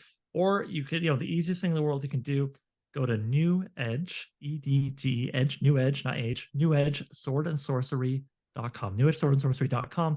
It's a very simple main page with buttons you can find that'll take you to the Kickstarter, that will take you to issue 0, free and digital, cheap as possible, soft cover, hardcover, and just other stuff like our press page if you want to see reviews and other people's opinions about the magazine that aren't mine. Yeah, it's all there. NewEdgeSwordandSorcery.com. Please give us a whirl. The Kickstarter is over at 8 a.m. Eastern Standard Time, Saturday, March 4th. Make an editor feel a little more confident and help support the project so we can get over that 100%, and maybe we can go into the stretch goals, get more art, pay the authors and artists more money. That is the majority of our stretch goals, is paying creatives more. Get that Michael Moorcock story, get that translated Spanish language author story, get all that art, get all that nonfiction, get that magazine. Well, that sounds great. Well, good luck, Oliver, and thanks for coming on. I really appreciate it. Thanks for having me, man. Cheers. Yep. Until next time.